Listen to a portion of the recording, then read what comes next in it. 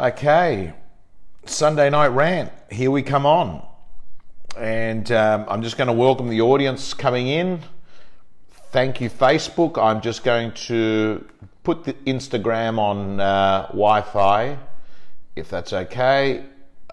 And we're going to get the Instagram going as well. Hello to everyone tuning in. Good to see you all. How's life? It's that time of the year where everyone's happy, right? Go live on Insta. Hey Renee, how you going? We're live on Instagram and we're live on Facebook. Wendy Samarani. Wendy, how are you? Where have you been? You've been overseas, you've been everywhere. Good to see that you're back, and I've been seeing you on Facebook. Emil Juresic, the Croatian who doubles up and speaks Greek. Good to see you, Emil. Amal, how are you? Good to see you. Jay Peters, let's go, go, go. Nicole Gleason, the beautiful Nicole Gleason from Kay & Burden in Melbourne. Hello, Jalal. How are you, Tim? How you going? Fraser, how are you? Johnny, how you going? Hello, all. And I'm enjoying a 150 lashes. I don't drink a lot of alcohol, but in the summer months, I like to have 1 or 2 or 3 beers. Life is great, says Peter. One of the greatest salespeople in the country, by the way. I think that guy sold close to 150 properties about a year ago.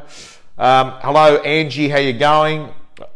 Angie Folly, it's your biggest fan. Wowee. I think that's a friend of my daughter. So, guys and girls, we're up and we're running. And we've got a Sunday Night Rant today, which is going to talk to you about a private interview I had with Dr. Robert Cialdini.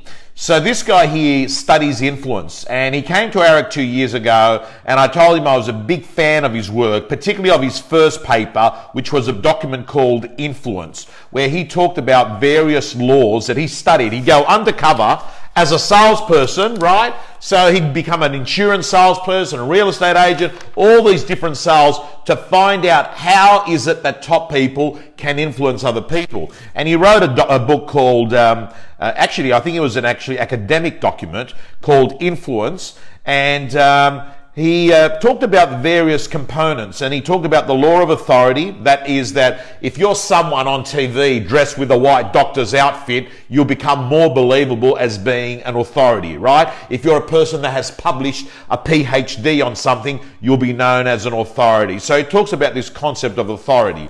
Then he also talks about this concept of social proof, and that is that we tend to do what others do. And I'm going to touch on that today. He talked about the law of reciprocity, that if you give someone a gift, there's a tendency that they're going to want to return the favor and give you back a gift as well. In addition to that, the law of scarcity, you want what you can't have. Look, there's 7 laws. I'm not going to go into them. I'm going to talk to you about things that you probably don't know about his work. And the first principle I'm going to talk to you tonight about is that as salespeople, if we change the environment...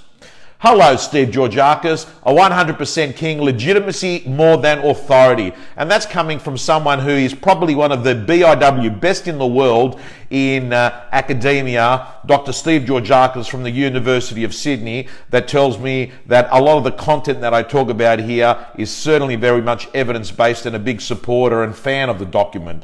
So, guys and girls, let's move on and talk to you today a little bit about some of the information I'm going to speak to you. Number 1, change the environment and you change the behavior. What does that mean, guys and girls? Think about it. Let me give you some really interesting stuff.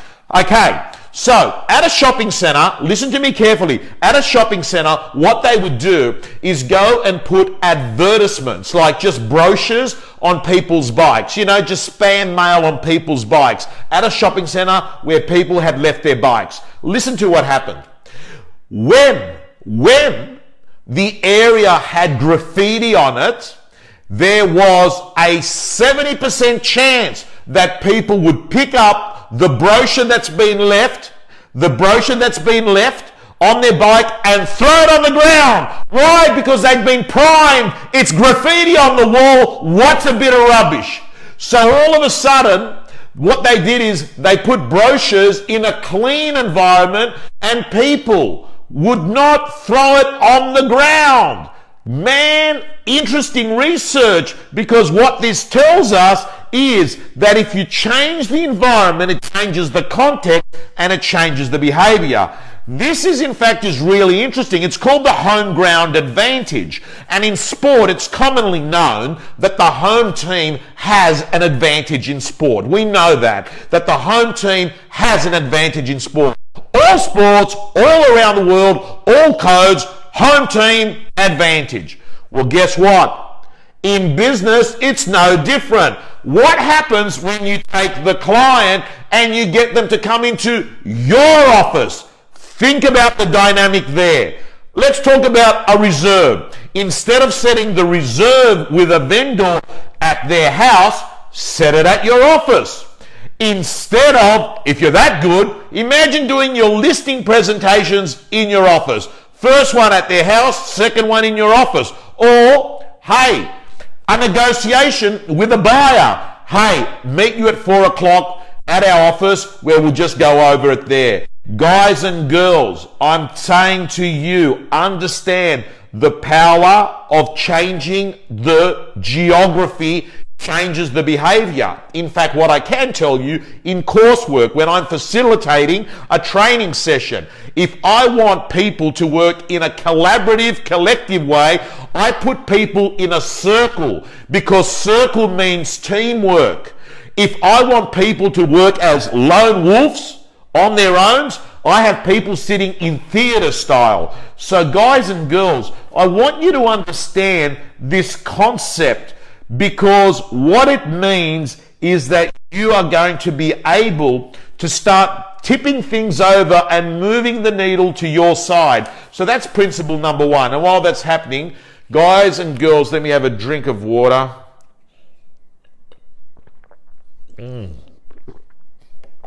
Love this. But I love this better. We'll be in Byron Bay soon, early in the new year. Back to the Byron Beach Hotel where they've got Stone and Wood on tap. Anyway, guys and girls, let's move on to number two. Number two that I spoke with Dr. Robert Cialdini was that people tend to follow what the majority do. People tend to follow what the majority do. And we've known that from his first work called Influence. And that is that generally speaking, hypothetically speaking, if there is, and by the way, one of the reasons why auctions are at the moment are on the nose is that you go to an auction and you may have a bidder there, but because there's no one else bidding, they don't actually bid themselves because they think there's no social proof. Yet when you've got a frenzy going on and the market's going crazy and people commercially are paying $300,000 or $400,000 more than what they'd be paying now, they're happy to bid. Why is that? Social proof. So, what does this basically mean? I'll give you some really great research that I spoke with him about that day when I was chatting to him, and that was that in America, where people don't pay their taxes in time, a simple letter from the tax office, or the equivalent of the tax office there, would have in a letter saying, we're letting you know, residents from the region of the inner west and the suburb of Leichhardt have a 98% rate of paying their taxes on time. So the closer you make the social proof to the person, the more you influence the behavior of that person. This is very interesting research because it says the more the person that is like you is doing something, the more likely you're going to do it. And by the way, can I just say to you, if you really think about how Apple has become so successful, is that has been in its marketing in social proof, where it makes it look like if you're a confident, creative, independent type of person, you're more inclined to be using a MacBook or more inclined to be using, the latest iPhone or using an Apple product. So, guys and girls, understand, I want you, if you're in sales, think like a marketer, but sell like a superstar. Put that in your head. Now, I'm also letting you know that tonight I'm going to be announcing the two winners The 2 winners. Where have I got them? Susan gave them to me. The 2 winners. In fact, Susan, we've got 2 winners. Let me...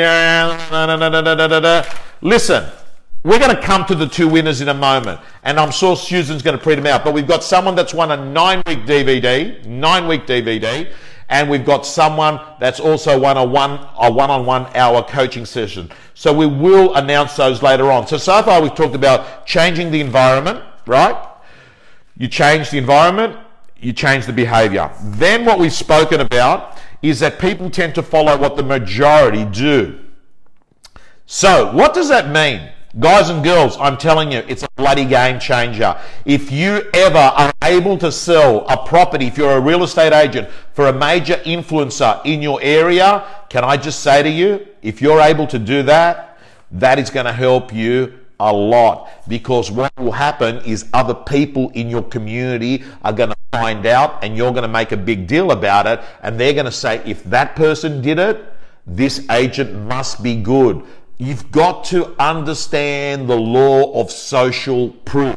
I have to say to you, one of the reasons why the Real Estate Gym has been so successful is over the years, it has trained the majority of real estate agents that have come through REB Top 100 and been someone that's come through the Real Estate Gym, right? So at the end of the day, what happens is other people see that and they say, okay, so this person is a good operator, and I've got to tell you, me and Susan have got a goal. We want to produce next year 200 agents writing $1 million each.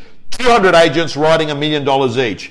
We're getting there. We're not quite there now, but every year we've got dozens and dozens. Like I look at, Josh, this week's interview that came out. Guy's been in real estate for 14 months. I'm looking at all the people that have come through, from the Chiminellos to the Rubensteins, the new ones, the Taney Janes. They're all over the place. Guys and girls, let's move on to the next thing. The next thing I'll say to you is this. Persuasive questions. Listen to me very careful. So Susan has announced the winner of the 9-week program is Shari Vanderbilt. Thank you so much, Susan. Persuasive questions. Now, I remember when I was a 19-year-old guy, I'm walking through the city and someone stops me and says, are you currently happy or unhappy with your life? Right? Interesting question. Are you happy or unhappy with your life? Now, I don't know whether it's a Church of Scientology or it's some other organization where they begin with a question, right? And now I just want you to understand very, just briefly here, understand the power of these questions.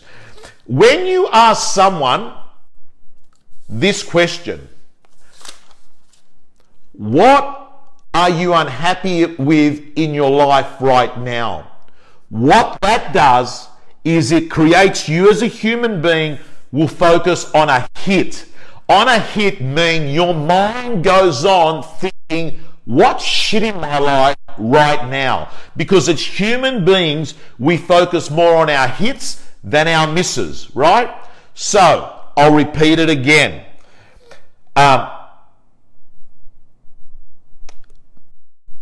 You stop someone and you say to them, is your life unhappy now? What happens is there's a tendency for people then to try and validate that question. So what this says to me, guys and girls, listen to me very carefully. Ask yourself bloody better quality questions. And I think one of the greatest questions you can ask yourself is, what's great in my life right now? Who loves me? What fantastic thing happened today? What am I most grateful for? You see, because what you're doing is that you're forcing yourself to look for the hits to that question. So you ask better questions, you get better answers, you have a better life. Very important rule. I'm also going to talk to you about what I call the first bid strategy. This has got nothing to do with auctions. But gang, listen to me very quickly here. Think about this. You're at an auction. The property gets passed in. You don't go to the buyer and say, what's your best offer? No. What you do, listen to me carefully. This is from someone who walks his talk, audio matches his video. Anyone that auctions with me knows what I do. I get out the reserve and I open it up and I say, that's it. So what happens is I start high. And what that does is it creates an anchor. And what happens then is, even if this person was going to come in and say 750, because I've gone in there with 900, I already influence what they're going to do next. This is critical. In fact, I'll say, if you're a parent watching this video right now and you want to get your kids home early, let's assume they're going out, out with friends, and you want to give them a curfew to be home at a specific time. Don't ask them what time they're going to be home. You start off first and say, you've got to be home by 10. And then what that happens is it changes their response. They might not agree to it, but they compromise on their number. You could do the same thing with bedtime. The point I'm making is, the person that controls the first offer creates an anchor. Very important. The last thing, guys, I want to talk to you about influence is this.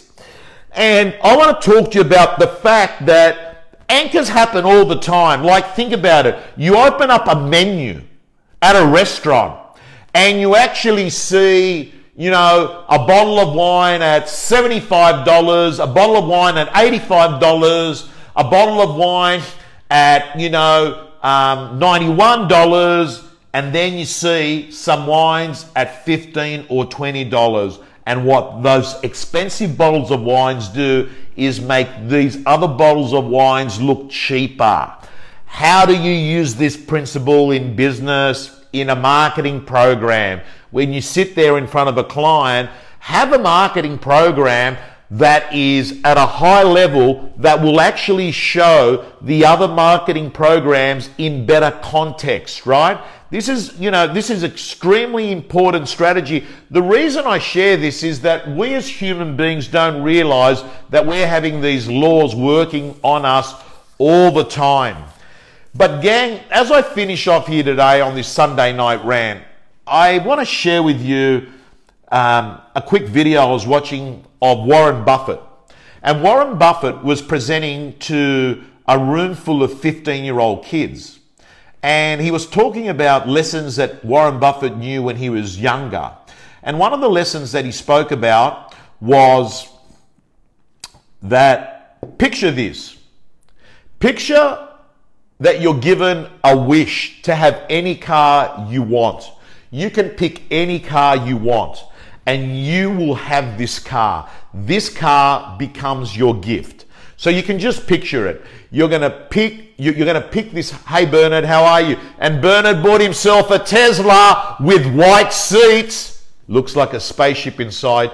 Geez, I love those cars. And I got to tell you, I'm beginning to actually change my mind about the founder. I just had a bloody mental blank. Elon Musk. I like him. Anyway, cut a long story short. Imagine you're given any gift. The car's the gift. Pick any car. How great would that be?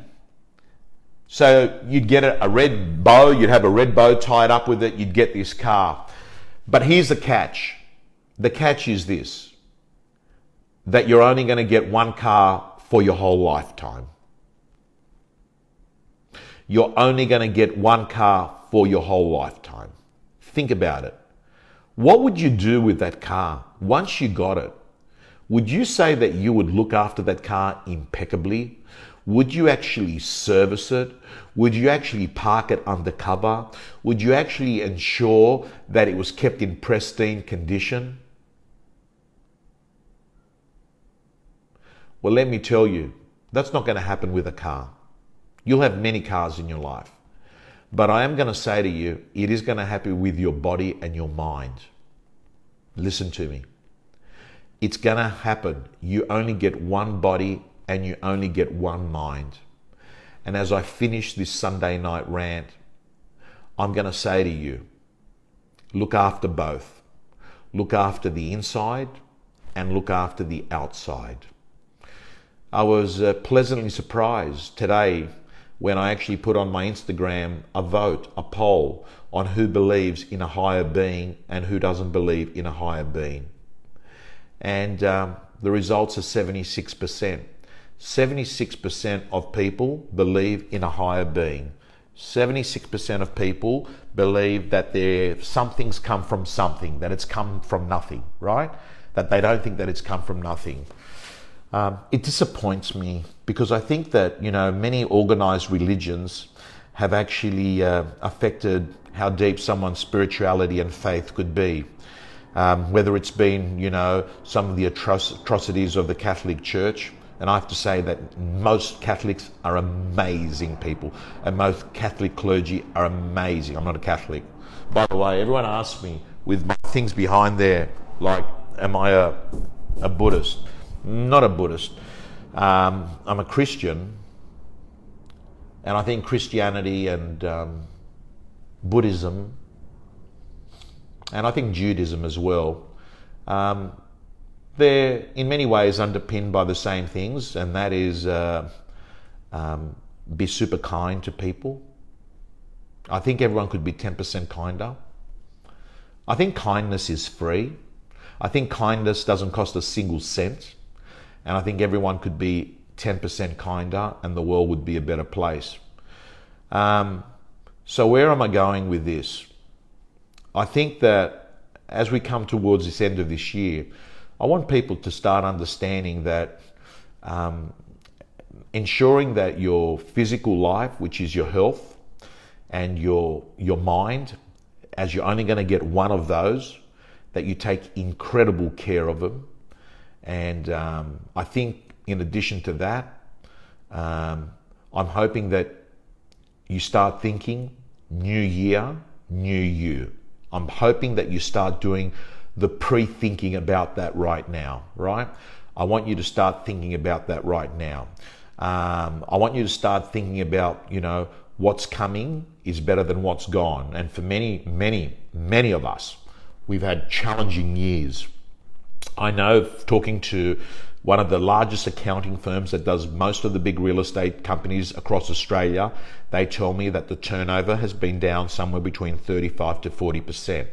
So when you actually have a look at it and you think that most real estate companies are working on a net profit of around 20%, that says to me that there's a lot of pain financially out there. So guys, what actually happens when you've got a marketplace like we have at the moment that's been corrected? It's really simple. You either make less money, or what you do is you work longer, harder, more effectively. That's what you do. And that's what I'm signing up for, guys and girls. And I hope you sign up for that as well. And as we finish off this Sunday night rant, do us a favor. If you enjoyed it, press that share button, tag someone, and maybe set some of the appointments in your office next time and have that home ground advantage. Guys and girls, signing off.